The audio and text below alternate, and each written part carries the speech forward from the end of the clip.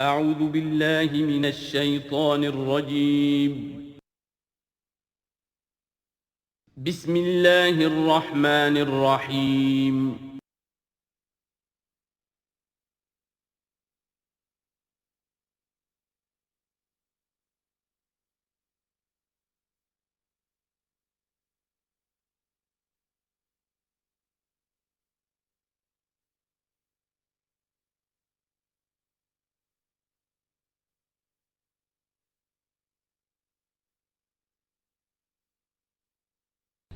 وَلَقَدْ أَرْسَلْنَا نُوحًا إِلَىٰ قَوْمِهِ إِنِّي لَكُمْ نَذِيرٌ مُّبِينٌ أَلَّا تَعْبُدُوا إِلَّا اللَّهَ إِنِّي أَخَافُ عَلَيْكُمْ عَذَابَ يَوْمٍ أَلِيمٍ صدق اللہ العظیم۔ سورہ ہود میں بھی اب جیسا کہ پہلے عرض کیا جا چکا ہے 6 رکوع جو ہیں انباء الرسل پر مشتمل ہیں۔ جیسا کہ اس سے پہلے کئی مرتبہ عرض کر چکا ہوں، یہ 6 رسولوں کے حالات ہیں جو قرآن مجید میں کئی بار آئے ہیں۔ سب سے پہلے حضرت نوح علیہ السلام، پھر حضرت ہود، پھر حضرت صالح، پھر حضرت لوط، پھر حضرت شعیب اور پھر حضرت موسیٰ علیہ السلام۔ تو یہ جو نقشہ آپ کے سامنے اس وقت موجود ہے، اس سے آپ کو اندازہ ہو جائے گا کہ یہ پورا یوں سمجھیے ارض القرآن ہے۔ یہ قرآن مجید میں جن رسولوں کے حالات آئے ہیں وہ سب کے سب جو ہیں وہ اس خطے کے اندر وہ مبعوث کیے گئے۔ یہ داہنی طرف جو ہے وہ بحر جو خلیج فارس ہے، یہ خلیج فارس سیدھا اوپر اگر لکیر چلی جائے گی اور ادھر سے یہ جو بحر قلزم ہے، اس کے جو یہ اوپر جا کے 2 کھاڑیاں بن گئی ہیں، تو وہ جو ہے خلیج عقبہ آخر میں اوپر اس سے لکیر جائے گی۔ تو یہ دونوں لکیریں جہاں جا کر مل جائیں گی، وہ اس نقشے میں ابھی نظر نہیں آ رہا، ذرا نیچے کیجئے تو شاید نظر آ جائے گا۔ یہ جگہ ہے جہاں پہ وہ سرخ نشان بنا ہوا ہے، یہ علاقہ ہے جہاں کہ حضرت نوح علیہ السلام کی قوم آباد تھی، اور معلوم ہوتا ہے کہ اس وقت تک نسل انسانی صرف اسی علاقے میں تھی۔ یہیں پر عذاب آیا ہے، بہت بڑا جو طوفان آیا ہے، اور اسی سے ذرا اور اوپر چل کر شمال کی طرف پہاڑی علاقہ ہے کوہ ارارات، اور اسی میں کوہ جودی ہے۔ یہ علاقہ ہے وہ کہ جس کے اندر حضرت نوح علیہ السلام کی قوم آباد تھی۔ اس کے بعد جب وہ حضرت نوح علیہ السلام اور ان کے جو بھی بیٹے تھے وہ بچ کر جب آباد ہوئے ہیں، تو پھر ان کا ایک بیٹا جو ہے حضرت سام، وہ عراق میں آ کر آباد ہو گئے۔ یہ جو سفید سا آپ کو نظر آ رہا ہے یہ عراق کا علاقہ ہے، یعنی اسی علاقے سے ذرا نیچے اترے اور عراق میں آباد ہو گئے۔ حضرت سام کی نسل میں پھر بہت سی قومیں پیدا ہوئی ہیں، تو انہی میں سے پھر ایک قوم ہے جو نیچے آئی ہے جزیرہ نما عرب کے بالکل جنوب میں۔ یہ جو علاقہ ہے یہاں پر یہ قوم، یہ احقاف کا علاقہ کہلاتا ہے، اور یہاں پر قوم ہود، اس قوم کا نام عاد ہے۔ حضرت سام کی نسل ہی میں سے کوئی بہت بڑا سردار اٹھا جس کا نام عاد تھا، اور عاد کی سے پھر ایک نسل، ایک قوم شروع ہو گئی، وہ اس علاقے میں آباد تھی۔ اس کے ہاں جب شرک وغیرہ پیدا ہو گئے اور خرابیاں پیدا ہو گئیں تو اللہ تعالیٰ نے بہت سے نبی بھیجے، پھر آخر ایک رسول بھیجا، اور وہ حضرت ہود علیہ السلام ہے۔ ان کی دعوت کو رد کیا، یہ ہلاک کر دیے گئے۔ یہاں سے حضرت ہود اپنے ان ساتھیوں کو لے کر نکلے، اور عرب کے تقریباً وہ وسط میں، وہ علاقہ ہجر کا علاقہ کہلاتا ہے، اس علاقے میں آ کر آباد ہو گئے۔ یہاں ان کے ہاں ایک بڑی شخصیت ابھری جس کا نام سمود تھا، تو اس سے یہ قوم سمود مشہور ہوئی ہے۔ انہوں نے میدانوں کے اندر محل بنائے، اور ساتھ ہی یہ ہے کہ جو پہاڑی علاقہ ہے بہت سخت گرینائٹ راکس ہیں، ان کو تراش کر ان کے اندر بھی مکان بنائے۔ یہ قوم سمود ہے۔ تو قوم نوح، قوم ہود، قوم سمود، یہ تینوں قومان جو ہیں حضرت ابراہیم علیہ السلام سے پہلے کی ہیں۔ اب پھر لوٹیے عراق کی طرف۔ عراق ہی میں جو قوم باقی رہی، انہی میں حضرت ابراہیم علیہ السلام کی بعثت ہوئی ہے۔ لیکن حضرت ابراہیم علیہ السلام کے بارے میں یہ انداز جو انباء الرسل کا ہے وہ قرآن مجید میں کہیں نہیں ہے۔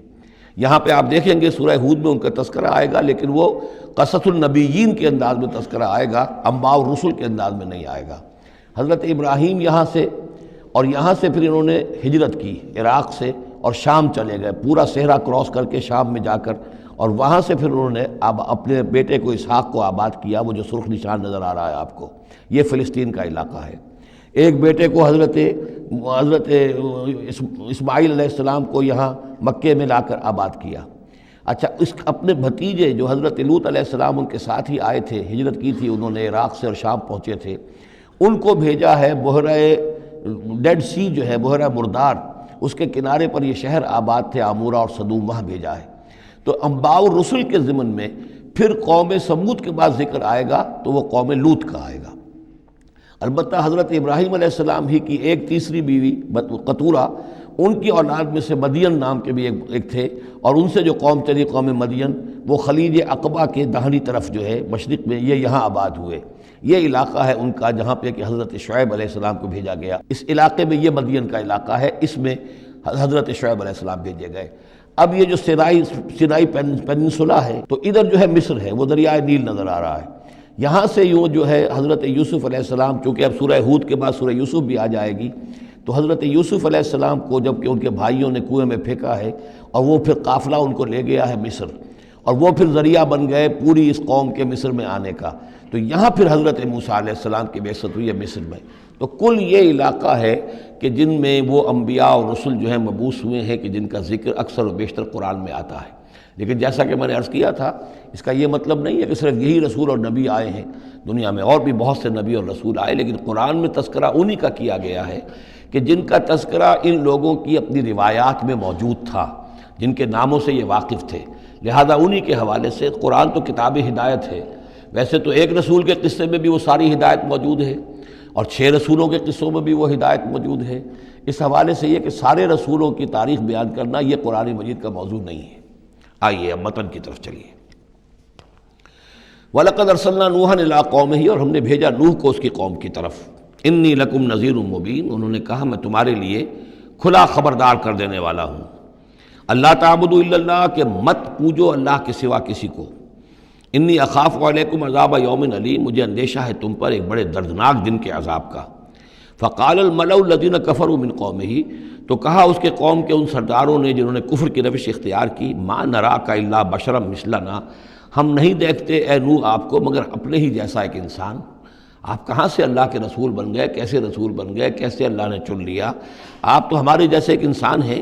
وما نراک اتبعک الا الذین هم اراذلنا بادی الرائے، اور اس سے بھی آگے بڑھ کر ہم نہیں دیکھتے مگر یہ کہ آپ کی پیروی کرنے والے تو وہ لوگ ہیں جو ہماری نگاہوں میں ذلیل ہیں، کمینے ہیں، نچلے طبقے کے لوگ ہیں، گھٹیا لوگ ہیں۔ بادی الرائے، بلا تعمل نظر آ رہا ہے کہ صرف کچھ کمی کاری لوگ آپ کے گرد جمع ہو گئے ہیں، کوئی معقول آدمی، کوئی سردار قوم کا کوئی آپ کے گرد آیا ہی نہیں۔ وما نرى لكم علينا من فضل، اور ہمیں کوئی نظر نہیں آتا کہ آپ پر ہمارے اوپر کوئی فضیلت آپ کو حاصل ہے، آپ کو اور آپ کے ساتھیوں کو۔ بل نظنکم کاذبین، بلکہ ہمارا گمان تو یہی ہے کہ آپ جھوٹ بول رہے ہیں۔ قال یا قوم ارأیتم ان کنت علی بینۃ من ربی، اب یہ ذرا اس صورت کے اندر بار بار یہ الفاظ آئیں گے۔ ایک فطرت سلیمہ جو پہلے سے تھی، اس کے بعد اللہ کی طرف سے وحی آ گئی، وہ گویا کہ اس کا شاہد ہے۔ انہوں نے کہا اے میری قوم کے لوگوں ذرا غور کرو، اگر میں پہلے سے بھی اپنے رب کی طرف سے بینہ پر تھا، تم جانتے ہو میں نے زندگی تمہارے مابین گزاری تھی، تم بھی جانتے ہو کہ میں ایک شریف النفس انسان تھا، میرا کردار، میرا اخلاق تمہارے سامنے تھا، میں بینہ پر تھا، میری فطرت مس نہیں ہوئی تھی، سلیم تھی۔ وآتانی رحمۃ من عندہ، پھر اللہ نے مجھے رحمت بھی عطا فرما دی اپنے پاس سے، یعنی جو وحی آئی ہے میرے پاس وہ اللہ تعالیٰ کی رحمت ہے۔ فعمیت علیکم، اور وہ چیز وہ ہے کہ جس کو تمہاری آنکھوں سے مخفی رکھا ہے۔ اب میں کیا کروں، فرشتہ میرے پاس تو آتا ہے، وہی میرے پاس آتی ہے، یہ چیز جو ہے میرے تو تجربے میں ہے، مائی پرسنل ایکسپیرینس، لیکن یہ کہ تم سے یہ چھپا کر رکھی گئی ہے۔ انلزمکموہا وانتم لہا کارہون، بہرحال ہم زبردستی چپکا نہیں سکتے اپنی یہ بات آپ لوگوں کو، اگر آپ کو پسند نہیں ہے، اگر بیزار ہیں تو یہ اختیار ہمارے پاس نہیں ہے کہ ہم زبردستی آپ کو ان باتوں کا قائل کر دیں اور یہ باتیں لازماً آپ پر تھوپ دیں۔ وَيَا قَوْمِ لَا أَسْأَلُكُمْ عَلَيْهِ مَالًا، اور میری قوم کے لوگوں دیکھو میں تم سے کوئی اجرت نہیں مانگتا، مال طلب نہیں کرتا، کوئی تاوان تم پر نہیں ڈالا ہے۔ ان اجریہ الا علی اللہ، نہیں ہے میرا اجر مگر اللہ کے ذمے۔ وما انا بطارد الذین آمنوا، اور جن کو تم کہہ رہے ہو یہ گھٹیا لوگ ہیں، کمی کاری لوگ ہیں، کمین لوگ ہیں، میں ان کو اپنے پاس سے دھتکار نہیں سکتا، میں یہاں سے کھدیڑ نہیں سکتا ان کو، میں نہیں ہوں کھدیڑنے والا ان کو اپنے پاس سے۔ انہم ملاقو ربہم، یہ اپنے رب سے ملاقات کریں گے۔ ولاکنی اراکم قوما تجہلون، لیکن میں دیکھتا ہوں کہ تم ضرور جہل میں اور جہالت میں مبتلا ہو گئے ہو۔ وَيَا قَوْمِ مَنْ يَنْصُرُنِي مِنَ اللَّهِ إِن طَرَدتُّهُمْ، اور میری قوم کے لوگوں سوچو اگر میں ان اہل ایمان کو اپنے ہاں سے ہانک دوں، یہاں سے بھگا دوں، یہاں سے دھتکار دوں، تو کون مدد کرے گا میری اللہ کے مقابلے میں؟ یہ اللہ کے ماننے والے، اللہ کے چاہنے والے، اللہ کا ذکر کرنے والے، اللہ سے دعائیں مانگنے والے، اللہ کے روح انور کے یہ طالب ہیں، اس کی رضا جو ہیں۔ افلا تذکرون، تو کیا تم نصیحت اخذ نہیں کرتے؟ ولا اقول لکم عندی خزائن اللہ، وہی بات جو حضور سے ہم پڑھ چکے ہیں پہلے، اور میں نہیں کہتا تم سے کہ میرے پاس اللہ کے خزانے ہیں، میں نے کب کہا ہے کہ میرا اختیار ہے اللہ کے خزانوں پر؟ ولا عالم الغیب، نہ میں غیب کا علم رکھتا ہوں۔ ولا اقول انی ملک، نہ میں یہ کہتا ہوں کہ میں کوئی فرشتہ ہوں۔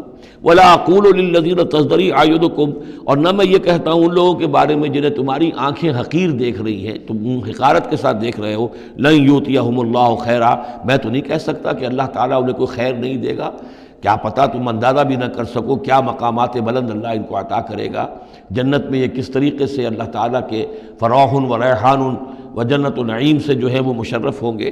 لا اقول انی ملک ولا اقول للذین تزدری اعینکم لن یؤتیہم اللہ خیرا، اللہ اعلم بما فی انفسہم، جو کچھ ان کے جیوں میں ہے، دلوں میں، اللہ خوب جانتا ہے کس کے دل میں کتنا خلوص ہے، کتنی محبت ہے اللہ کے ساتھ، کتنی شوق ہے، کتنا شوق ہے اللہ سے ملاقات کا، تو یہ اللہ جانتا ہے۔ انی اذا لمن الظالمین، اگر میں تمہارے ان تانوں سے تنگ آ کر میں ان کو اپنے پاس سے اٹھا دوں، بھگا دوں، تو پھر یہ کہ میں تو خود ظالموں میں سے ہو جاؤں گا۔ قالوا یا نوح، انہوں نے کہا اے نوح قد جادلتنا، تم نے ہم سے خوب جھگڑا کیا، فاکثرت جدالنا، اور بہت جھگڑا کر لیا تم نے، یعنی یہ کہ جب وہ بالکل ان تمام باتوں کے جواب میں خاموش ہونے پر مجبور ہو گئے، معقول بات ہے جو جواب دیا جا رہا ہے، ان کے پاس اب کوئی جواب نہیں ہے اس کا۔ فَأْتِنَا بِمَا تَعِدُنَا إِن كُنتَ مِنَ الصَّادِقِينَ، اب آخری بات وہی ضد اور ہٹ درمی کی، تو پھر لے آؤ جس چیز کی ہمیں دھمکی دے رہے ہو، اگر تم سچے ہو وہ عذاب لے آؤ۔ اب ہم جو ہے ہمارے کان پک گئے ہیں تمہارے یہ بات سنتے سنتے، اور تم سے یہ مذاکرہ اور مجادلہ اور مناظرہ جو ہے مزید ہم جاری نہیں رکھنا چاہتے۔ قال انما یاتیکم بہ اللہ ان شاء، انہوں نے فرمایا کہ وہ تو اللہ لے آئے گا وہ عذاب تمہارے اوپر اگر وہ چاہے گا۔ انما یاتیکم بہ اللہ، وہ لائے گا تمہارے اوپر اللہ انشاء، اگر وہ چاہے گا۔ وما انتم بمعجزین، اور پھر تم اس کو تھکا نہیں سکو گے بھاگ کر، یعنی تم اسے ہرا نہیں سکو گے، تم اس سے بچ کر بھاگ نہیں سکو گے۔ ولا ينفعکم نصحی ان اردت ان انصح لکم، اور میری نصیحت، میرا خلوص، میری خیر خواہی تمہارے حق میں کچھ مفید نہیں ہو سکتی، خواہ میں کتنا ہی تمہارا ناصح ہوں، کتنا ہی تمہارے ساتھ مخلص ہوں، نصیحت کر رہا ہوں، خیر خواہ ہوں۔ ان کان اللہ یرید ان یغویکم، اگر اللہ ہی فیصلہ کر چکا ہو کہ وہ تمہاری گمراہی کے اوپر اس کی مہر ثبت ہو چکی ہو، اگر اللہ تعالیٰ فیصلہ کر چکا ہے تو میری یہ سارا اخلاص اور خلوص اور دعوت اور نصیحت اور خیر خواہی اس کا کوئی نتیجہ نہیں نکلے گا۔ ہو ربکم، وہ تمہارا رب ہے، وإلیہ ترجعون، اور اسی کی طرف تم لوٹا دیے جاؤ گے۔ ام یقولون افتراہ، کیا یہ کہتے ہیں کہ یہ اے محمد صلی اللہ علیہ وسلم آپ نے اس کو گھڑ لیا ہے؟ قل ان افتریتہ فعلی اجرامی، اب یہاں درمیان میں حضرت نوح علیہ السلام کی بات چل رہی ہے اور آگے بھی چلے گی، لیکن درمیان میں ایک جملہ معترضہ ہے۔ یہ ساری باتیں اے نبی جو آپ کو ہم وحی کے ذریعے سے بتا رہے ہیں، یہ ساری جو گفت و شنید ہوئی تھی حضرت نوح علیہ السلام کے اور ان کی قوم کے درمیان، آپ کو کیسے معلوم ہوئی؟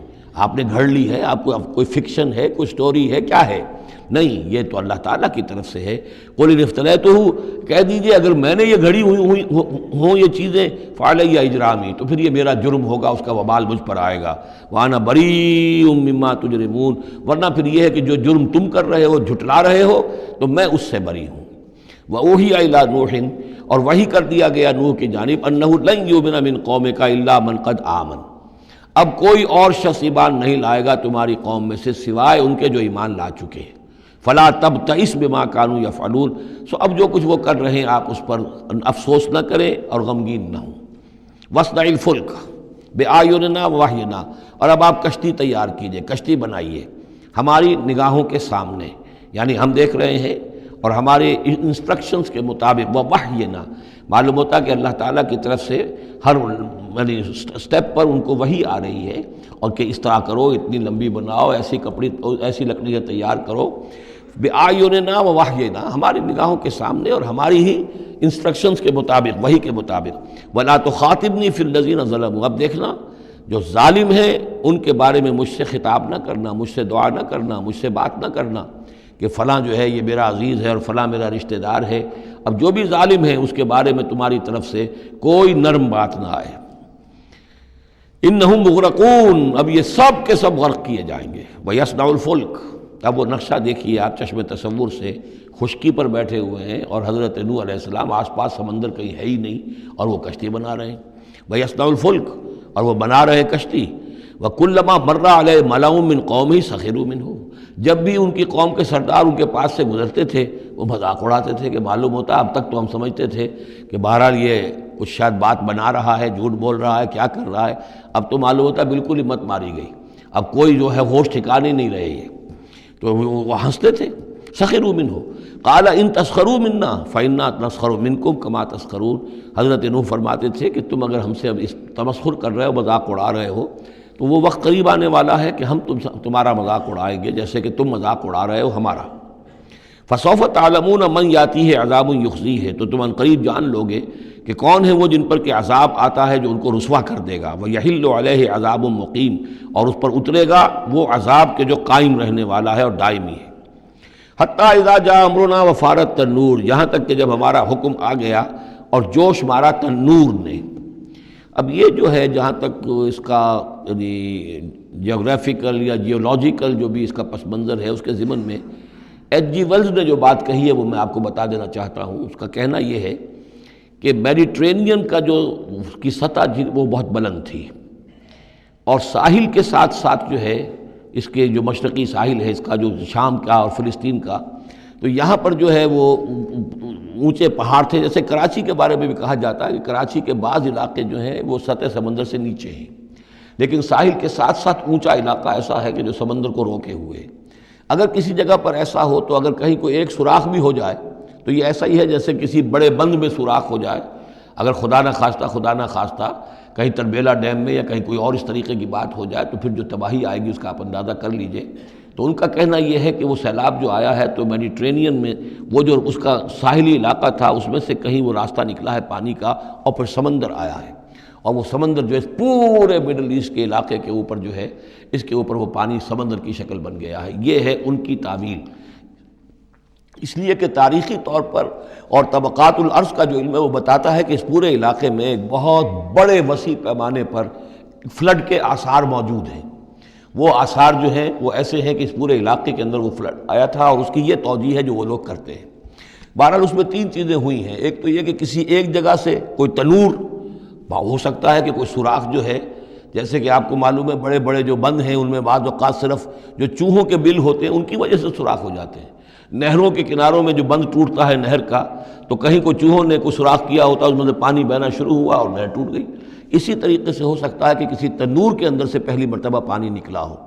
پھر یہ کہ زمین کے بھی اللہ تعالیٰ نے جو ہے وہ کھول دیے سوتے، اور آسمان سے بھی پانی برسا، تو یہ پانی جو ہے زمین کا اور آسمان کا پھر مل گیا، اور اس طریقے سے وہ عظیم جو ہے سیلاب آیا جس سے کہ وہ پوری قوم ہلاک ہو گئی، اور وہ کشتی جو ہے وہ بہت عرصے تک تیرتی رہی اس سمندر کے اوپر، اور پھر ہوتی ہوئی وہ کوہ ارارات میں اس کی جو ایک چوٹی ہے جودی، اس پر جا کر ٹک گئی۔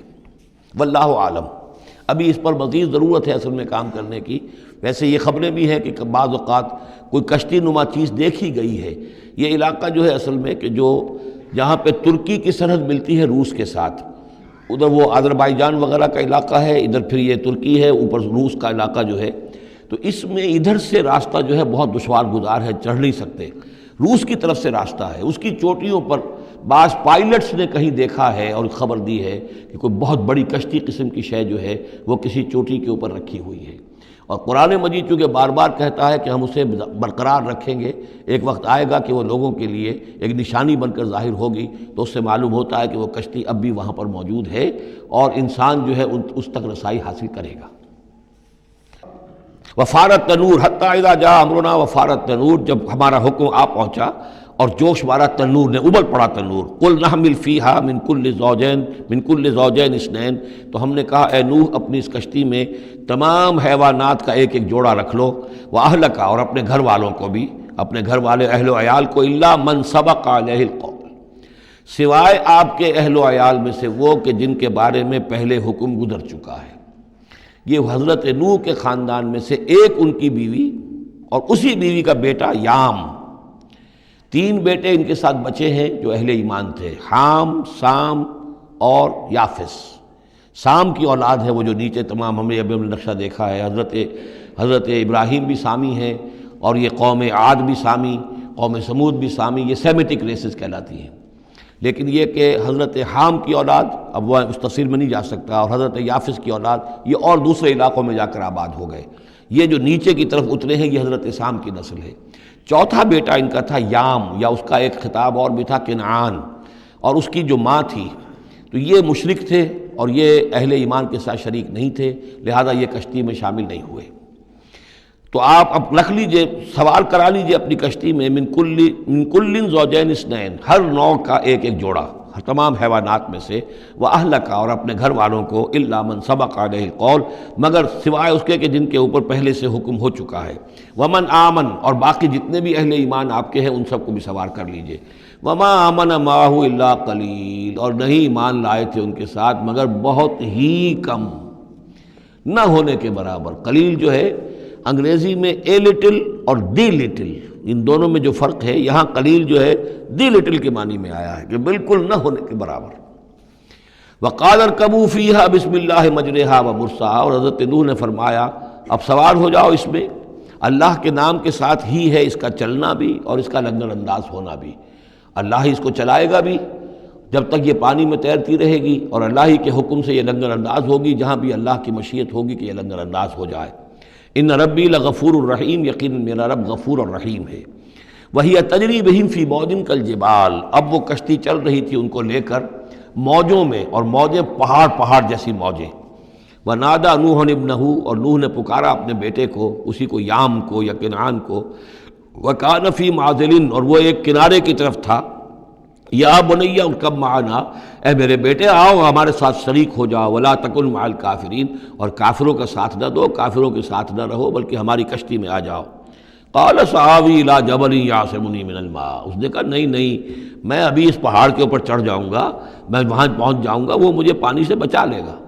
قال لا عاصم اليوم من امر اللہ الا من رحم، حضرت نوح نے فرمایا نہیں، آج کے دن کوئی شے بچانے والی نہیں ہے اللہ کے امر سے سوائے اس کے جس پر اللہ ہی رحم فرما دے۔ وحال بینہم الموج، اور اسی گفتگو کے دوران ایک بڑی سی موج حائل ہوئی ان کے مابین، فکان من المغرقین، اور وہ بیٹا جو ہے ان کی نگاہوں کے سامنے غرق ہو گیا۔ وقیل یا ارض ابلعی ماءک، اور کہہ دیا گیا اے زمین اپنے پانی کو نگل جا، واپس پانی زمین کے اندر جذب ہو جائے۔ کتنا وقت لگا ہوگا یہ اللہ بہتر جانتا ہے، لیکن یہ آخر کار جو شکل بنی ہے کہ زمین کے اندر پانی جذب ہو گیا جو زمین سے آیا تھا۔ وَيَا سَمَاءُ أَقْلِعِي، اور اے آسمان تو بھی اب تھم جا، جو بھی بارش آنی تھی، جو اس طوفان کے لیے، اس کو بھی اختتام کا حکم ہو گیا۔ وَغِيضَ الْمَاءُ، اور پانی سکھا دیا گیا۔ وَقُضِيَ الْأَمْرُ، اور فیصلہ چکا دیا گیا۔ وَاسْتَوَتْ عَلَى الْجُودِيِّ، اور وہ کشتی جو ہے جودی پہاڑ کے اوپر جا کر رک گئی۔ وَقِيلَ بُعْدًا لِلْقَوْمِ الظَّالِمِينَ، اور کہہ دیا گیا ہلاکت اور دوری ہے اس قوم کے لیے کہ جو ظالم تھی، یعنی اب اس کا نسیہ منسیہ ہو گئی، اب اس کا نام و نشان موجود نہ رہا۔ وَنَادَى نُوحٌ رَبَّهُ، اور پکارا نوح نے اپنے رب کو، فقال رب ان ابنی من اہلی، انہوں نے کہا پروردگار میرا بیٹا میرے اہل میں سے تھا، اور تیرا وعدہ تھا میرے اہل کو بچا لے گا۔ وَإِنَّ وَعْدَكَ الْحَقُّ، اور تیرا وعدہ سچا ہے۔ وَأَنْتَ أَحْكَمُ الْحَاكِمِينَ، اور یقیناً تو تمام حاکموں میں سب سے بڑا اور سب سے منصف اور سب سے عادل حاکم ہے۔ قال یا نوح انہ لیس من اہلک، انہوں نے اللہ نے جواب دیا اے نوح وہ تمہارے اہل میں سے نہیں ہے۔ انہ عمل غیر صالح، اس کے اعمال، اس کا کردار، اس کے عقائد، اس کے نظریات غیر صالح ہیں۔ فلا تسألن ما لیس لک بہ علم، تو اب مجھ سے ان چیزوں کے بارے میں سوال نہ کرو جس کے لیے تمہارے پاس کوئی علم نہیں ہے۔ انی اعوذک ان تکون من الجاہلین، اور میں تمہیں نصیحت کر رہا ہوں کہ تم جاہلوں میں سے نہ بن جاؤ۔ یہاں وہ یاد کر لیجئے سورہ نام کی آیت 35، اس میں حضور سے کہا گیا تھا فلا تکونن من الجاہلین، میں نے اس وقت بھی نوٹ کرا دیا تھا کہ یہ سخت ترین الفاظ یا حضور سے فرمائے گئے ہیں سورہ انعام میں، اور یہاں پر سورہ ہود میں یہ آئے ہیں حضرت نوح علیہ السلام سے خطاب کرتے ہوئے۔ انی اعوذک ان تکون من الجاہلین، سنت اس کو تسلیم نہیں کرتے۔ اس کی وجہ یہ ہے کہ جو قاعدہ دیا گیا ہے سورہ نور میں وہ یہ ہے کہ اللہ تعالیٰ صالح لوگوں کے لیے بیویاں بھی دیکھ دیتا ہے، اور جو خبیثات للخبیثین والخبیثون للخبیثات، والطیبین والطیبات للطیبین والطیبین للطیبات، تو یہ چیزیں جو ہے اس کے چونکہ خلاف جاتا ہے، اس لیے یہ کہ صرف مشرک ہونے کی حد تک کہ یہ مشرک تھے باپ ماں بیٹا، اس لیے جو کٹے رہے، تو اسی پر اہل سنت کا اجماع ہے۔ قال رب انی اعوذ بک ان اسألک ما لیس لی بہ علم، حضرت نوح نے عرض کیا پروردگار میں تیری پناہ طلب کرتا ہوں اس سے کہ میں تجھ سے ایسی بات کا سوال کروں جس کے لیے کہ میرے پاس کوئی علم نہیں ہے، وَإِلَّا تَغْفِرْ لِي وَتَرْحَمْنِي، اور اگر تو نے مجھے معاف نہ فرما دیا اور رحم نہ فرمایا، اکم من الخاسرین، تو میں تو ہو جاؤں گا خسارہ پانے والوں میں۔ قیل یا نوح اہبط بسلام منا وبرکات علیک، ہم نے کہا نوح اب اترو، اس کشتی سے اترو، بسلام منا، ہماری طرف سے سلامتی کے ساتھ، وبرکات، اور برکتوں کے ساتھ، علیکا، جو تم پر بھی ہوں گی، وعلی امم ممن معک، اور ان امتوں پر بھی ہماری یہ برکات ہوں گی کہ جو ان لوگوں کے ساتھ جو ان کی نسل سے وجود میں آئیں گی جو تمہارے ساتھ ہیں۔ تو گویا کہ نسل انسانی بعد میں عام خیال یہی ہے کہ حضرت نوح علیہ السلام کے 3 بیٹوں ہی سے چلی ہے، باقی اگر کچھ لوگ تھے بھی ان کے ساتھ تو وہ ایسے تھے کہ جن کی کوئی نسل آگے نہیں چلی ہے، بلکہ یہ دنیا کی جو نسلیں اس وقت دنیا میں ہیں نوع انسانی، وہ یہ حضرت یافس، حضرت حام اور حضرت سام کی نسل ہی سے ہیں۔ یہ خیال ہے، واللہ عالم، یقین کے ساتھ نہیں کہا جا سکتا، ویسے میرا اپنا رجحان بھی اسی طرف ہے۔ حضرت یافس کی اولاد جو ہے وہ یہ جو پہاڑی علاقہ ہے، جیسا کہ ابھی آپ نے نقشے میں دیکھا تھا، اس سے اوپر جو ہے یہ سینٹرل ایشیا کے پہاڑ ہیں، اس پہاڑ کو کراس کیا انہوں نے، اور وہ جو پھر میدانی علاقہ ہے روس کا، اور اس کی طرف سے ہوتے ہوتے وہ سیرائے گوبی سے ہوتے ہوئے چین کا، تو حضرت یافس کی اولاد ادھر پھیل گئی ہے، یورپ سے لے کر اور چائنا تک، یہ سب یافس کی نسل ہے۔ حضرت حام کی اولاد مشرق اور مغرب میں چلی گئی، اسی پہاڑی سلسلے کے دامن میں ہوتی ہوئی، ایک شاخ ان کی ایران ہوتے ہوئے بھارت چلی گئی، انڈیا چلی گئی، سندھ اور ہند، اور ایک شاخ جو ہے سینائی پیننسولا کراس کر کے یہ سوڈان اور مصر چلی گئی۔ یہ ہے حضرت حام کی نسل میں سے۔ یہ عام طور پر جو ہمارے پرانے ماہرین انساب ہیں ان کا کہنا یہ ہے۔ انہی میں سے معلوم ہوتا ہے کہ جو یہ یورپین ہیں، جو کہ انڈو ایرانین جو کہلاتے ہیں ایرینز، تو یہ ایرینز جو ہے یہ سب حضرت حام کی اولاد میں سے معلوم ہوتے ہیں۔ ان میں سے گریکس بھی ہیں، اور ان میں رومنز بھی ہیں، اور ان میں جرمنز بھی ہیں۔ باقی جو ہے نسلیں جو ہیں یہ اینگلو سیکسنز، یہ ہیں حضرت یافسی کے نسل سے، جو اوپر سے جا کر اور یہ اسکینڈینیوین کنٹریز سے ہو کر پھر نیچے اترے ہیں یورپ کی طرف۔ تو یہ جو ناردرنرز کہلاتے ہیں، دی نارڈک ریسز، شمالی اقوام جو ہے اینگلو سیکسنز ان میں سے ہیں، لیکن جو مشرقی یورپ کی یہ اقوام ہیں یہ اصل میں یہ بھی آریائی نسل جو ہے حضرت حام کی نسل میں سے، واللہ عالم۔ تو یہاں وہ الفاظ آ گئے تھے، قال یا نوح اہبط بسلام منا وبرکات علیک وعلی امم ممن معک، ان امتوں اور قوموں پر بھی سلامتی اور برکات جو ان میں سے ہوں گی جو تمہارے ساتھ ہیں، تمہارے ساتھ جو اس کشتی میں سوار ہیں، وَأُمَمٌ سَنُمَتِّعُهُمْ، اور کچھ اور قومیں بھی ہوں گی، فرقے ہوں گے جنہیں ہم کچھ سامان دیں گے دنیا کا، ثُمَّ يَمَسُّهُم مِّنَّا عَذَابٌ أَلِيمٌ، اور پھر ان کے اوپر ہماری طرف سے ایک بڑا زبردست عذاب آئے گا، جیسے کہ پھر قوم ہود پر اور قوم صالح پر آیا ہے۔ تِلْكَ مِنْ أَنْبَاءِ الْغَيْبِ نُوحِيهَا إِلَيْكَ، یہ غیب کی خبروں میں سے ہے جو وحی کر رہے ہیں ہم آپ کی جانب اے محمد صلی اللہ علیہ وسلم۔ وَمَا كُنْتَ تَعْلَمُهَا أَنْتَ وَلَا قَوْمُكَ، اور نہیں جانتے تھے آپ ان کو، نہ آپ کی قوم ان سے واقف تھی، من قبل ھذا، اس سے پہلے، فاصبر، تو اے نبی صبر کیجئے، ان العاقبۃ للمتقین، یقیناً آخری انجام جو ہے وہ بھلا ہوگا اہل تقوی ہی کا۔ وَإِلَىٰ عَادٍ أَخَاهُمْ هُودًا، یہ سام کی نسل کی ایک شاخ جو نیچے اتری ہے اور یہ پہنچ گئی ہے جزیرہ نماء عرب کے تقریباً جو ساؤتھرن ڈیزرٹ ہے جو آج کا، اس کے اندر، اور عاد کی قوم کی طرف ہم نے بھیجا اخاہم ہودا، ان کے بھائی ہود کو، قال یا قوم اعبدوا اللہ ما لکم من الہ غیرہ ان انتم الا مفترون، انہوں نے کہا میری قوم کے لوگوں تمہارا کوئی الہ اللہ کے سوا نہیں ہے، اور یہ باقی تم نے نام گھڑ لیے ہیں، کوئی اور معبود نہیں ہے، کسی کی حقیقت نہیں ہے۔ یا قوم لا اسألکم علیہ اجرا، اور میری قوم کے لوگوں میں تم سے کوئی اجر کا طالب نہیں ہوں، ان اجری الا علی الذی فطرنی، نہیں ہے میرا اجر مگر اسی کے ذمے جس نے مجھے پیدا فرمایا، افلا تعقلون، تو کیا تم عقل سے کام نہیں لیتے؟ وَيَا قَوْمِ اسْتَغْفِرُوا رَبَّكُمْ، اور میری قوم کے لوگوں اللہ سے استغفار کرو، اپنے گناہوں کی معافی چاہو، توبہ کرو، اس شرک کو اور بت پرستی کو چھوڑو، ثم توبوا الیہ، پھر اس کی جناب میں رجوع کرو، یرسل السماء علیکم مدرارا، وہ آسمان سے تم پر چھاجوں پانی برسائے گا، ویزدکم قوۃ الی قوتکم، اور تمہاری جو قوت اس نے عطا کی ہوئی ہے اس میں اور قوت کا اضافہ فرمائے گا، ولا تتولوا مجرمین، لیکن یہ کہ روگردانی نہ کرو مجرموں کی طرح اور مجرم بن کر۔ قالوا یا ہود ما جئتنا ببینہ، انہوں نے کہا کہ اے ہود دیکھو تم کوئی ہمارے پاس سند لے کر نہیں آئے، کوئی معجزہ لے کر نہیں آئے، وما نحن بتارکی آلہتنا عن قولک، اور ہم نہیں ہیں اپنے معبودوں کو چھوڑنے والے صرف تمہارے کہنے سے، وما نحن لک بمؤمنین، اور ہم نہیں ہیں تمہاری بات ماننے والے، ان نقول الا اعتراک بعض آلہتنا بسوء، ہم تو یہی کہتے ہیں اس کے سوا اور کچھ نہیں ہمارا خیال کہ ہمارے بعض معبودوں کی جو تم نے کوئی گستاخی کی ہے، ان کی نفی کی ہے، تو ان کی طرف سے تمہیں کوئی تکلیف پہنچ گئی ہے، یعنی تمہارا دماغی توازن ٹھیک نہیں رہا ہے، کوئی آسیب تمہیں ہو گیا ہے، تم پر پھٹکار پڑی ہے ہمارے بعض معبودوں کی۔ قال انی اشہد اللہ واشہدوا، حضرت ہود نے فرمایا دیکھو میں اللہ کو گواہ کر کے کہہ رہا ہوں اور تم بھی گواہ رہو، انی بریء مما تشرکون، کہ جن کو تم شریک ٹھہرا رہے ہو میں ان سے بری ہوں، بیزار ہوں، میرا ان سے کوئی تعلق نہیں۔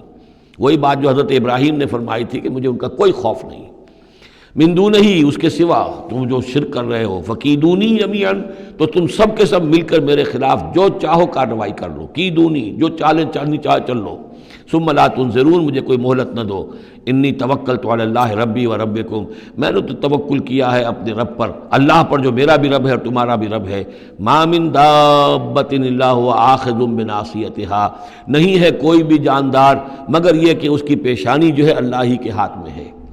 وہ دعا جو میں نے آپ کو سنائی تھی اس میں حضور کے الفاظ بھی یہ ہیں، وَنَاصِيَتِي بِيَدِكَ اللہم انی عبدک وابن عبدک وابن امتک فی قبضتک ناصیتی بیدک ماض فی حکمک عدل فی قضاؤک۔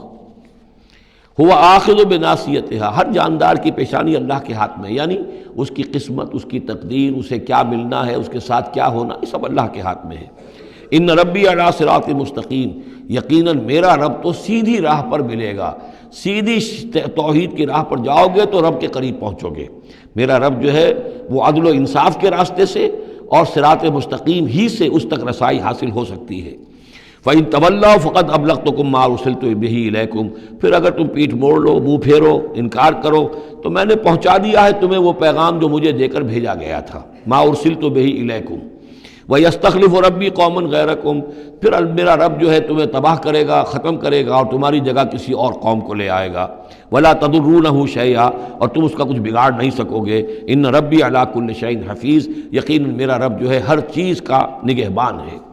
وَلَمَّا جَاءَ أَمْرُنَا، جب ہمارا حکم آ گیا، عذاب کا فیصلہ، نجینا ہودا والذین آمنوا معہ، ہم نے نجات دے دی، بچا لیا ہود کو اور ان کو جو اس کے ساتھ ایمان لائے تھے، برحمت منا، اپنی رحمت سے، ونجیناہم من عذاب غلیظ، اور ہم نے انہیں بچا لیا ایک بہت ہی گاڑھے اور بھاری عذاب سے۔ وتلک عاد جحدوا بآیات ربہم، یہ تھے عاد، یہ تھی قوم، بڑی زبردست قوم، انہوں نے انکار کیا اپنے رب کی آیات کا، وعصوا رسولہ، اور انہوں نے نافرمانی کی اپنے رسولوں کی۔ یہ رسولوں سے مراد کیا ہے؟ اصل میں انبیاء تو آتے رہتے ہیں، آخر میں پھر رسول آتا ہے، چھوٹے چھوٹے، جس طریقے سے کہ اللہ تعالیٰ کی طرف سے سمجھانے کے لیے ان کے معلمین کی حیثیت سے، تو وہاں پہ ان کو بھی رسول کہہ دیا گیا۔ جیسا کہ میں نے کہا تھا قرآن مجید میں یہ الفاظ ایک دوسرے کی جگہ آ جاتے ہیں۔ وَاتَّبَعُوا أَمْرَ كُلِّ جَبَّارٍ عَنِيدٍ، انہوں نے رسولوں کی تو نافرمانی کی اور پیروی کی ان کے حکم کی جو سرکش تھے اور مخالف تھے۔ وَأُتْبِعُوا فِي هَذِهِ الدُّنْيَا لَعْنَةً، اور ان کے پیچھے لگا دی گئی اس دنیا میں بھی لعنت، وَيَوْمَ الْقِيَامَةِ، اور قیامت کے دن کے لیے بھی۔ أَلَا إِنَّ عَادًا كَفَرُوا رَبَّهُمْ، آگاہ ہو جاؤ قوم عاد نے اپنے رب کا کفر کیا تھا۔ أَلَا بُعْدًا لِعَادٍ قوم ہود، سن لو پھٹکار ہے عاد پر جو قوم ہود تھی، جس کی طرف حضرت ہود علیہ السلام کو بھیجا گیا۔ وَإِلَىٰ ثَمُودَ أَخَاهُمْ صَالِحًا، اب ان میں سے جو لوگ بچے تھے وہ پھر آگے وسطی علاقے کی طرف گئے ہیں اور وہاں ہجر کے علاقے میں جا کے آباد ہوئے، وہاں سمود نام کی ایک بڑی قوم ابھری، اور ان کے اندر بھی جب پھر وہی خرابیاں آ گئیں، وہی شیطان نے ان کو پٹی پڑھائی، وہی بت پرستی شروع ہو گئی، وہی ان کے معبود ہو گئے، تراش لیے انہوں نے۔ تو الی ثمود اخاہم صالحا، سمود کی طرف ہم نے بھیجا ان کے بھائی صالح کو. قال یا قوم اعبدوا اللہ ما لکم من الہ غیرہ، انہوں نے فرمایا کہ اے میری قوم کے لوگو اللہ کی بندگی کرو، تمہارا کوئی معبود اس کے سوا نہیں ہے. هو انشاکم من الارض، اس نے تمہیں زمین سے اٹھایا ہے، ابھارا ہے، بنایا ہے زمین سے. واستعمرکم فیہا، اور اس میں تم کو آباد کیا ہے. فاستغفروہ، تو اس سے استغفار کرو، اس سے اپنے گناہ بخشواؤ. ثم توبوا الیہ، اور پھر اس کی جانب میں رجوع کرو. ان ربی قریب مجیب، یقین میرا رب قریب ہے اور دعا کا قبول کرنے والا ہے. قالوا یا صالح قد کنت فینا مرجوا، انہوں نے کہا ہے صالح تم سے تو ہماری بڑی امیدیں وابستہ تھیں. ظاہر بات ہے کہ ایک شخص جو ہے جس کو اللہ چنتا تھا اپنے اخلاق میں، سمجھ میں، فہم میں، فطانت میں وہ ممتاز ہوتے تھے، تو ہم سمجھتے تھے تم آباء و اجداد کا نام روشن کرو گے. یہ تم نے کیا کیا؟ تم نے تو کہنا شروع کر دیا کہ آباء و اجداد کے جو طریقے ہیں یہ غلط ہیں، ان کا دین غلط ہے، ان کے عقیدے غلط ہیں، ان کے معبود جن کو ہمارے آباء و اجداد پوجتے آئے ان کی کوئی حقیقت نہیں. ہم توقع کرتے تھے کہ تم قوم کا نام روشن کرو گے، تم آباء و اجداد کے لیے عزت کا اور ان کے لیے مزید جو ہے دنیا کے اندر ان کے ناموری کا سبب ذریعہ بنو گے. قالوا یا صالح قد کنت فینا مرجوا، تم سے تو ہمیں بہت سی امیدیں تھیں قبل ھذا، اس سے پہلے. اتنہانا ان نعبد ما یعبد آباؤنا، یہ کیا ہوا تم ہمیں روک رہے ہو ان چیزوں کو پوجنے سے کہ جن کو ہمارے آباء و اجداد پوجتے تھے. وَإِنَّنَا لَفِي شَكٍّ مِّمَّا تَدْعُونَا إِلَيْهِ مُرِيبٍ، اور یقیناً جس چیز کی طرف تم ہمیں بلا رہے ہو اس کے بارے میں ہمیں شکوک و شبہات ہیں، ہمارا دل اس پر ٹھکتا نہیں ہے. قَالَ يَا قَوْمِ أَرَأَيْتُمْ إِن كُنتُ عَلَىٰ بَيِّنَةٍ مِّن رَّبِّي، وہی بات انہوں نے کہی، اے میری قوم کے لوگوں سوچو، اگر میں پہلے سے بھی اپنے رب کی طرف سے بینہ پر تھا، میری فطرت سلیم تھی، تم دیکھتے تھے کہ میں تمہارے درمیان ایک اچھا آدمی تھا، صاف ستھرا کردار رکھنے والا انسان تھا، میری فطرت صالح تھی. وَآتَانِي مِنْهُ رَحْمَةً، اور اللہ نے پھر مجھے اپنے پاس سے رحمت عطا کر دی، اب وہی آ گئی، نبوت عطا کر دی گئی. فَمَن يَنصُرُنِي مِنَ اللَّهِ إِنْ عَصَيْتُهُ، تو اب اگر میں اللہ کی نافرمانی کروں تو مجھے کون بچائے گا اللہ سے، کون اس کی پکڑ سے مجھے بچا سکے گا.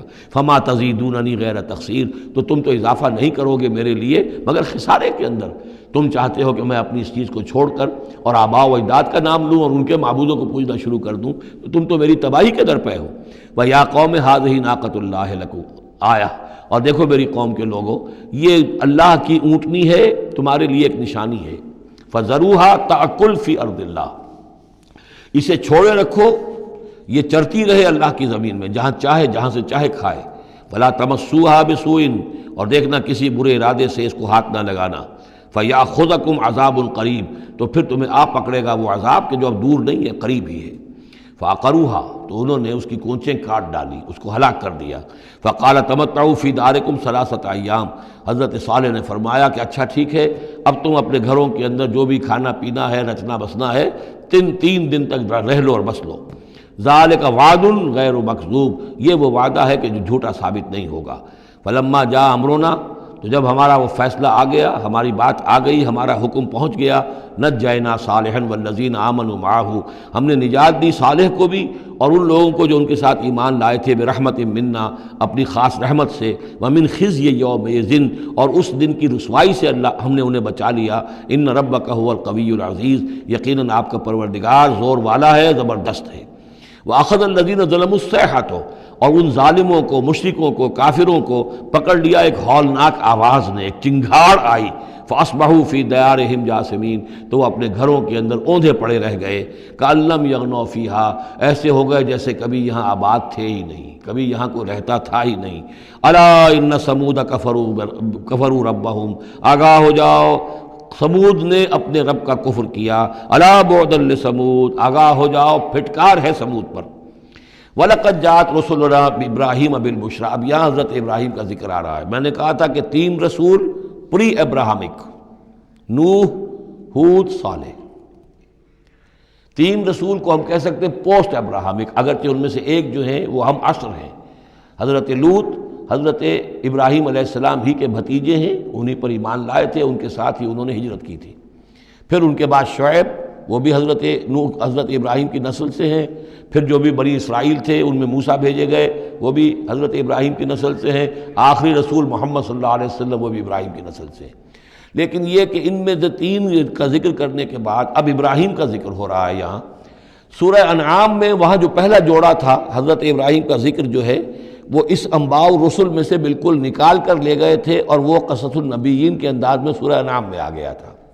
یہاں اس جوڑے میں فرق یہ ہے کہ حضرت ابراہیم کا ذکر بھی یہاں شامل کر دیا گیا، لیکن فرق وہی ہے، یہ وہ انباء رسل کا نہیں، حضرت نوح، حضرت ہود، حضرت صالح، حضرت لوط، حضرت شعیب کے انداز میں ذکر نہیں ہے، بلکہ ایک انداز ہے کہ حضرت لوط علیہ السلام جن شہروں کی طرف بھیجے گئے تھے اور اس کی وہاں پہ بسنے والوں نے ان کی بات ماننے سے انکار کیا، تو جو عذاب الہی لے کر جو فرشتے آئے تھے جنہیں بھیجا گیا تھا، وہ پہلے آئے حضرت ابراہیم کے ہاں، اور وہاں حضرت اسحاق کی ولادت کی انہوں نے خوشخبری دی حضرت سارہ کو۔ بس یہ ایک واقعہ بیان کیا درمیان میں، ورنہ اصل مسئلہ جو ہے وہ حضرت لوط کا شروع ہوگا۔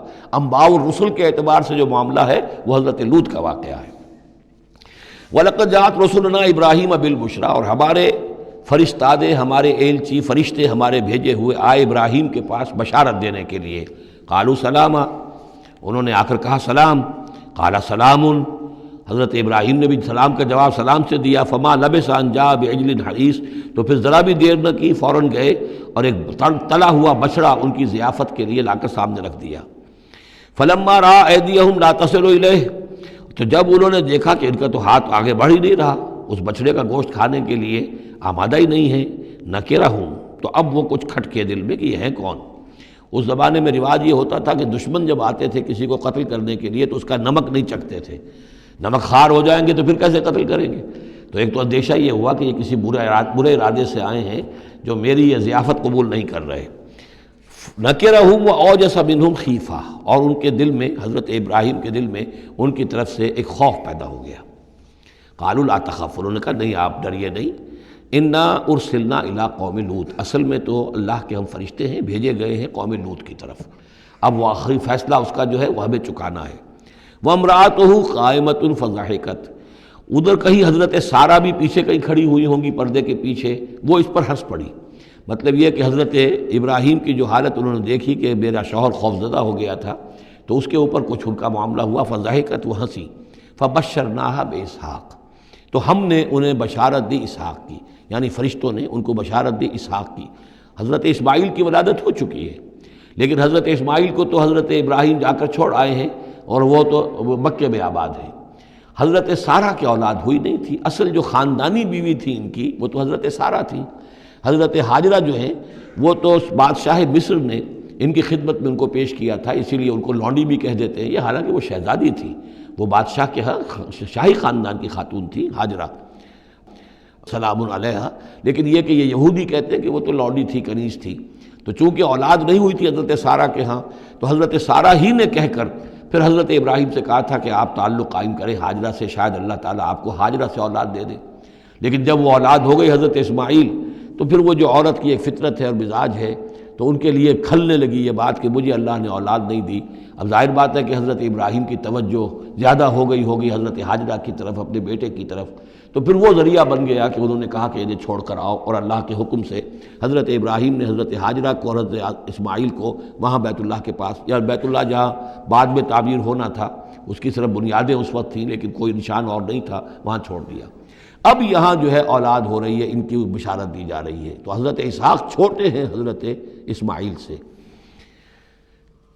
فضحکت فبشرناہا باسحاق ومن وراء اسحاق یعقوب، اور یہ بھی کہا کہ پھر اسحاق کے بعد اسحاق کے ہاں ایک بیٹا ہوگا یعقوب، وہ بہت ہی ہمارے ہاں اس کا درجہ بہت بلند ہوگا، یعنی بیٹے کی بشارت پھر پوتے کی بشارت۔ قالت یا ویلتا آلد وانا عجوز وہذا بالی شیخا، انہوں نے کہا ہائے میری خرابی، کیا اب میں جنوں گی جبکہ میں ہو چکی ہوں نہایت بوڑھی، اور میرا یہ شیخ جو ہے، میرا یہ جو شوہر ہے یہ بھی شیخ ہے، یہ بھی ضعیف ہے، بوڑھا ہو چکا ہے۔ ان ھذا لشیء عجیب، یہ تو بڑی عجیب بات جو آپ بتا رہے ہیں، یہ خوشخبری مجھے دے رہے ہیں اس بڑھاپے کی عمر میں کہ میرے یہاں بیٹا ہوگا۔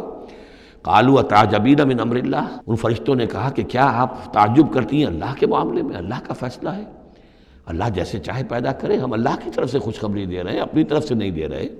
رحمت اللہ وبرکاتہ علیکم اہل البیت، اے نبی کے گھر والوں تم پر اللہ کی رحمت ہو، اس کی برکتیں ہوں۔ اب یہاں اہل البیت کو سمجھ لیجئے کس کے لیے ہے؟ حضرت سارہ کے لیے ہے۔ اہل بیت رسول ازواج مطہرات ہیں، ان کی ایکسٹینشن ہے جو حضور نے کہا ہے اللہم ہؤلاء اہل بیتی، اے اللہ یہ بھی میرے اہل بیت ہیں۔ حضرت فاطمہ، حضرت علی، حضرت حسن، حضرت حسین، وہ بھی اہل بیت میں، یہ ایکسٹینشن ہے۔ اہل بیت اصلاً نبی کی بیوی، یہاں پر کس کے لیے آ رہا؟ حضرت سارہ کے لیے۔ گھر والے، ہم کہتے بھی ہیں گھر والے، گھر والے کون ہوتے ہیں؟ گھر والی تو بیوی ہوتی ہے۔ قالوا اتعجبین من امر اللہ رحمۃ اللہ وبرکاتہ علیکم اہل البیت انہ حمید مجید، یقیناً اللہ حمید ہے اور مجید ہے، بہت بزرگ ہے، بڑائیوں والا ہے، اور اپنی ذات میں ستودہ صفات ہے۔ فلما ذهب عن ابراہیم الروع، جب ابراہیم کا خوف جاتا رہا، وجاءت البشریٰ، اور یہ بشارت پہنچ گئی، ان کے لیے خوشی کی بات تھی کہ اب سارہ کے ہاں بھی اللہ تعالیٰ بیٹا عطا کرے گا۔ یجادلنا فی قوم لوط، اب اس نے جھگڑنا شروع کر دیا ہم سے قوم لوط کے بارے میں۔ یہ مجادلہ جو ہے یہ تورات میں بڑی تفصیل سے آیا ہے کہ دیکھو تم جو جا رہے ہو، اگر اس شہر کے اندر، ان بستیوں کے اندر 50 آدمی بھی راست باز ہوں گے تو کیا کرو گے؟ کیا پھر بھی ہلاک کر دو گے؟ فرشتوں نے کہا نہیں، اگر 50 آدمی وہاں ہوئے، اگر راست باز ہوئے تو ہم ہلاک نہیں کریں گے۔ اچھا دیکھو، میری کوئی حیثیت نہیں ہے، میں بہت ناچیز ہوں، لیکن میں پھر جرأت کرتا ہوں، میں اللہ سے عرض کرتا ہوں کہ اچھا ہو سکتا ہے 40 ہوں وہاں پر، تو پھر اچھا 40 بھی ہوئے تو پھر ہم ان کو بھی پھر چھوڑ دیں گے، بستیوں کے اوپر عذاب نہیں آئے گا۔ ہوتے ہوتے 5 پہ آ گئے، جس پہ کہ آخر میں کہا گیا کہ اے ابراہیم چھوڑو اب اس بات کو، اب یہ تمہارے رب کا فیصلہ آ چکا۔ وہاں ایک بھی نہیں ہے، تم 5 کی بات کر رہے ہو۔ وہاں تو سوائے حضرت لوط علیہ السلام کے خود اور ان کی 2 بیٹیوں کے اور کوئی بھی نہیں تھا کہ جو ان شہروں میں سے بچا ہو۔ تو یجادلنا فی قوم لوط، اب وہ قوم لوط کے بارے میں ہم سے جھگڑنے لگے، یعنی چونکہ وہ حلیم الطبع تھے، طبیعت میں نرمی تھی، وہی جو حضور کی طبیعت میں بھی تھی، حضرت ابوبکر کی طبیعت میں بھی تھی، اس وجہ سے انہوں نے کہا کہ عذاب سے بچنے کی کوئی شکل ہو سکے۔ ان ابراہیم لحلیم اواہ منیب، 3 الفاظ جمع کر دیے گئے۔ یقیناً ابراہیم بہت ہی حلیم بھی تھا، بہت ہی نرم دل تھا، اور بہت ہی اللہ کی جناب میں رجوع کرنے والا تھا۔ یا ابراہیم عارض عن ھذا، تو اب کہا گیا ان سے کہ ابراہیم اب چھوڑیے، اب اس بات سے آپ ذرا قطع تعلق کیجئے۔ انہ قد جاء امر ربک، یہ تو اب آپ کے رب کا فیصلہ آ چکا ہے۔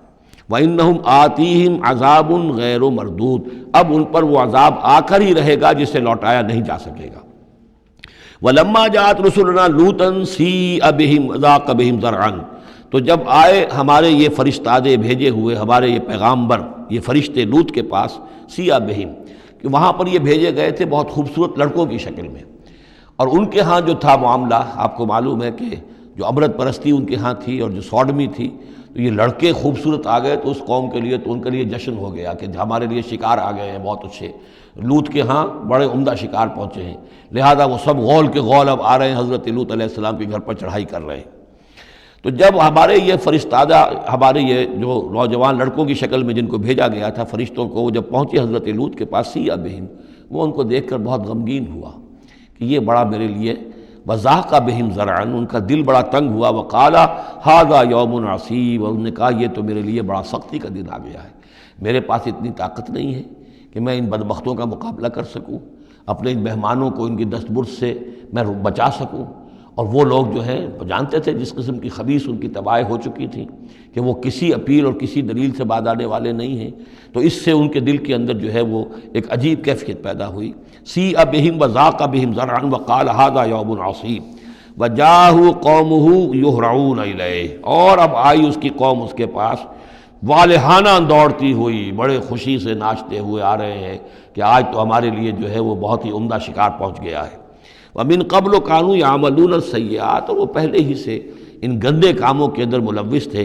قَالَ يَا قَوْمِ هَؤُلَاءِ بَنَاتِي هُنَّ أَطْهَرُ لَكُمْ، حضرت لوط نے فرمایا کہ دیکھو میری قوم کے لوگوں، میری بیٹیاں موجود ہیں، وہ تمہارے لیے بہت پاکیزہ ہیں۔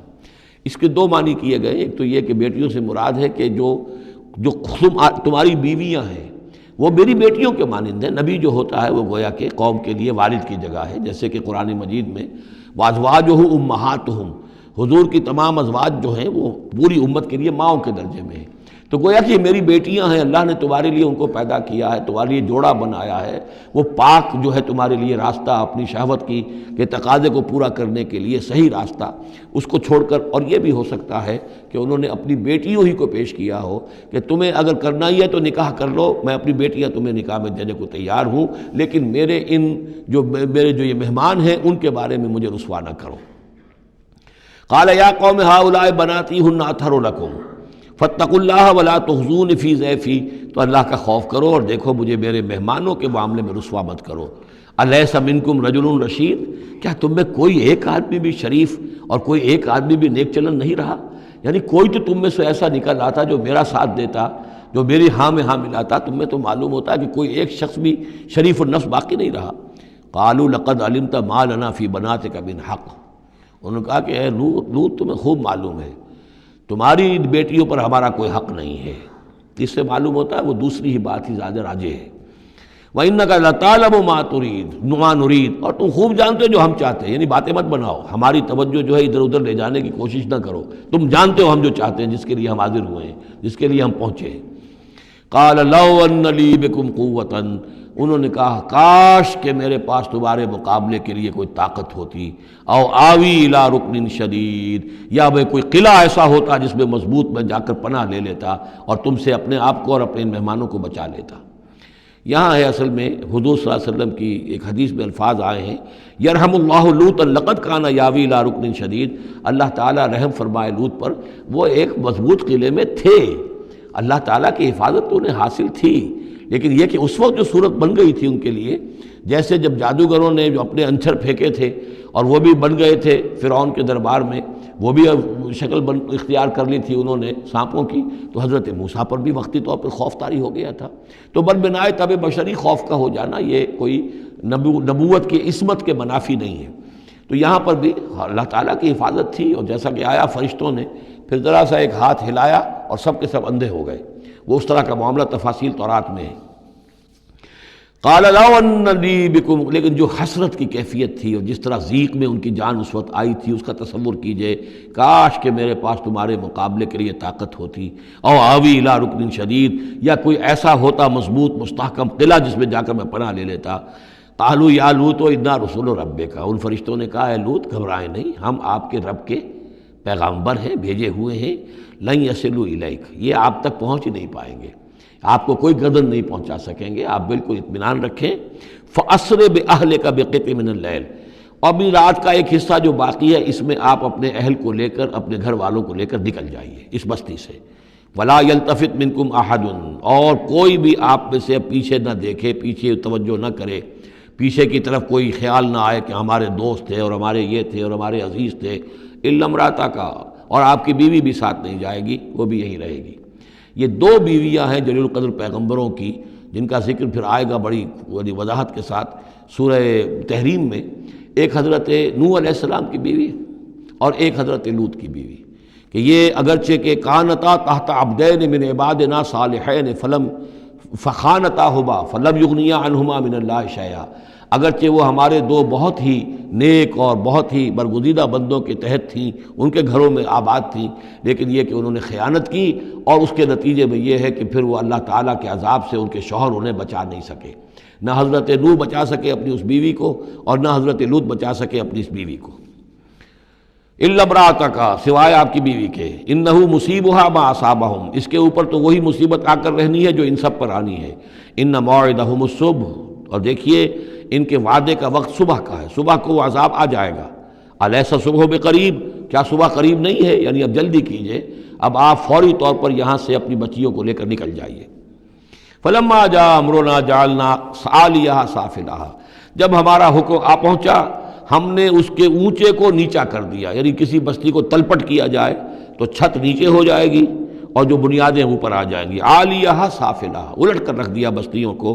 وامطرنا علیہا حجارۃ من سجیل، اور مزید ان کے اوپر ہم نے بارش برسائی کنکروں کی، پتھروں کی، یعنی یہ کہ ایک طرف تو یہ کہ کچھ زلزلہ آیا یا کچھ اور زمین میں دھماکہ ہوا، ایکسپلوژن ہوا جس سے وہ بستیاں الٹ گئیں، اور اس کے بعد یہ ہے کہ آسمان سے پھر بارش ہوئی ہے ان پر سجیل۔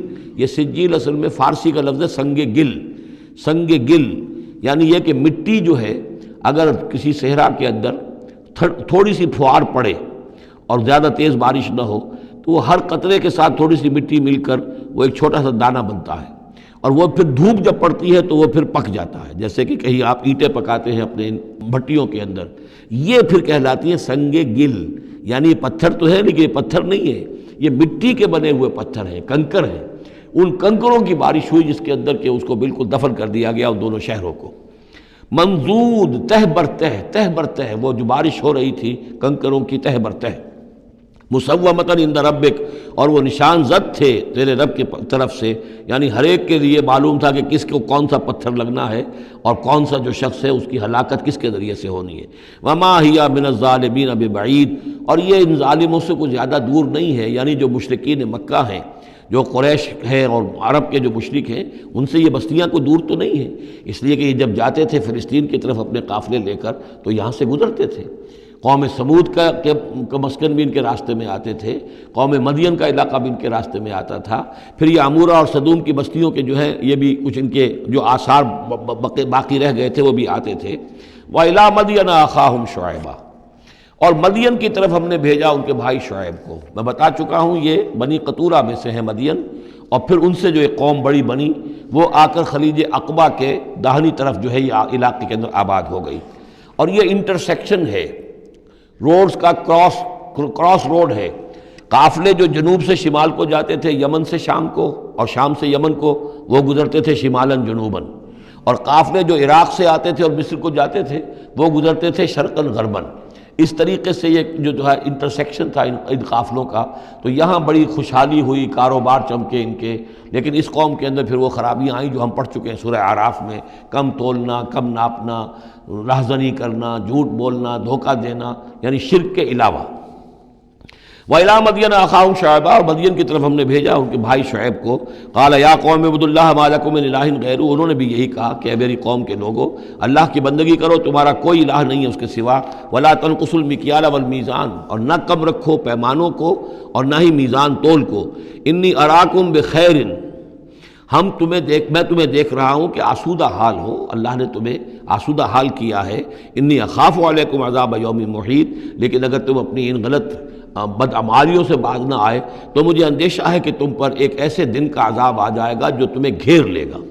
وَيَا قَوْمِ أَوْفُوا الْمِكْيَالَ وَالْمِيزَانَ بِالْقِسْطِ، اور میری قوم کے لوگوں پیمانہ اور تول جو ہے عدل اور انصاف کے ساتھ پورا پورا دیا کرو۔ وَلَا تَبْخَسُوا النَّاسَ أَشْيَاءَهُمْ، اور مت کم کیا کرو، گھٹایا کرو لوگوں کے لیے ان کے سامان۔